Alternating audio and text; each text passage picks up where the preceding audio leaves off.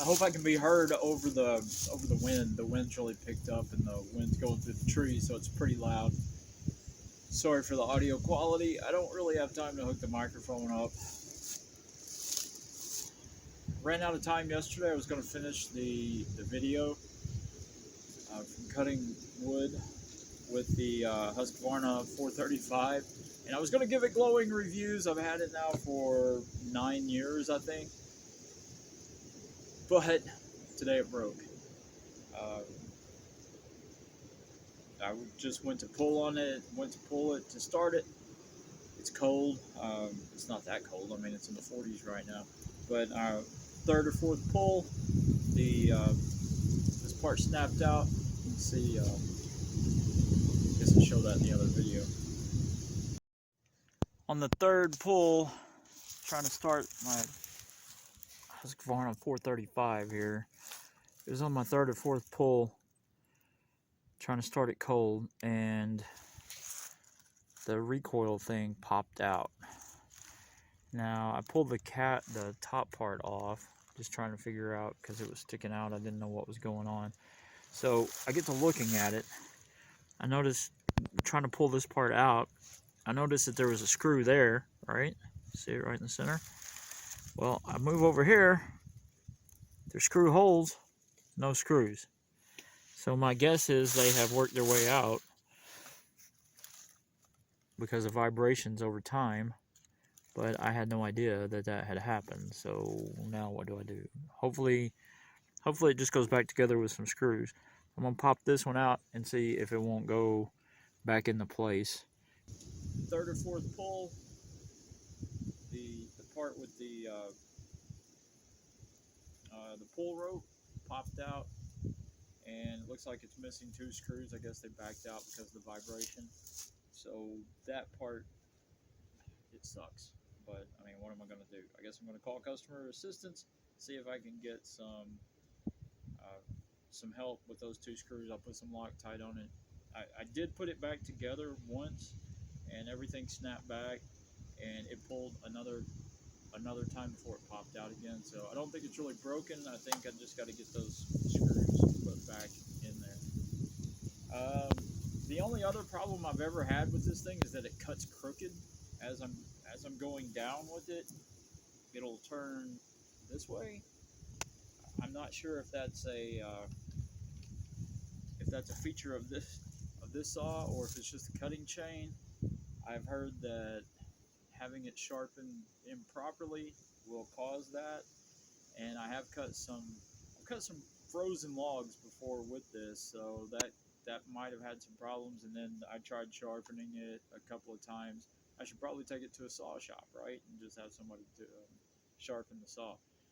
Instead, what I did, I went looking for a cutting chain.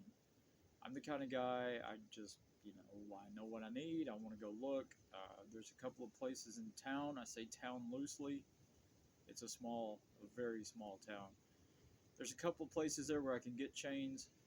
Used to, you could get them at Walmart, and they have a very slim selection right now because it was the Christmas season, and the place where they have all their chainsaw supplies is now replaced by Christmas merchandise. So I went to a little localish saw shop. It's the place where I bought the saw. It used to be part of this like an Ace Hardware kind of place. They had a small saw shop in there, so I go back there. I figure I can just go get a saw for it, right? I mean a chain for it. But I get in there, they're not selling saws anymore. I ask somebody, very helpful. They told me, yeah, we moved it next door, opened up a new shop. So I go into the shop. I'm just going to go look at chains, right, and see what my options are. I'd already been to Tractor Supply and saw what my options were there. I walked through the door, and this person behind the counter wanted to know what I was looking for, and I said I was looking for chainsaw chains. And she said, what for? And I knew right then we were going to have problems. I was like, I just want to look at the cutting chains. And she said, what's it going to go on? I said, well, I've got a Husqvarna 435. It's got a 16-inch bar on it. I want a chain for it. And she said, well, I need the numbers off of it. I said, well, I got the serial number, I have the model number. What else do you need? And she said, well, that doesn't help. I think is the way she said it. That doesn't help. Well, at that point, and then she said, I need the numbers off of the bar. Well, at that point, I was done, right? Because I wasn't asking her to look for the chain for me. I wanted to go look at chains and see what my options were. Who knows? Maybe I'll buy a new saw instead of messing with the chain.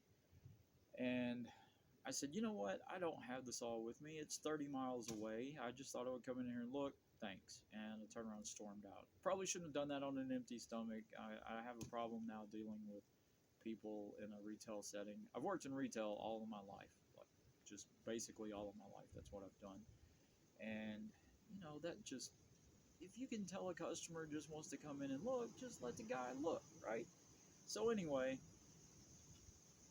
I had already downloaded the chain fitment guide from Husqvarna, and yeah, I mean it's a Husqvarna 435, and it has a 16-inch bar on it, and you can just go right down their list. It tells you what kind of chain it needs, and so I just went up to Tractor Supply, looked through the chains until I found one that had 66 drive links, 0.325 pitch, and it was 0.50 inches wide, I believe is what it was. So I looked through what they had there at Tractor Supply, and guess what? They had exactly what I needed, right?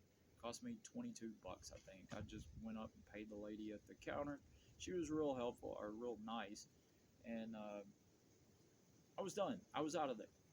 Now, maybe you have a saw shop, and maybe you want the numbers off of the bar because you want to make sure the customer gets the right thing.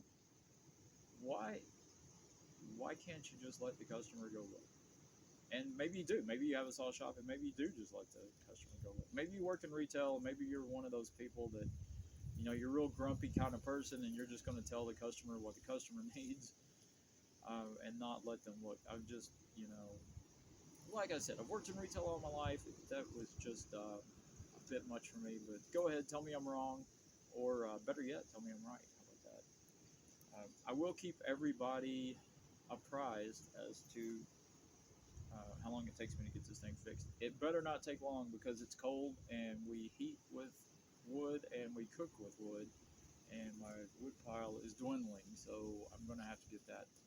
Gonna have to get it fixed. Gonna have to get those screws. I don't have any idea how they can get them to me, um, because we live. It's not like FedEx is going to deliver here. We live.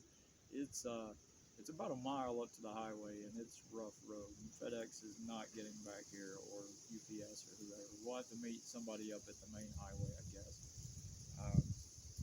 Which I don't know when we would even do that because we don't get cell reception, so it's not like they can call us when they get there, right? I'll keep you apprised as to how long it takes me to get this done. Maybe I'll do a part two. Thanks for watching as much of this as you have.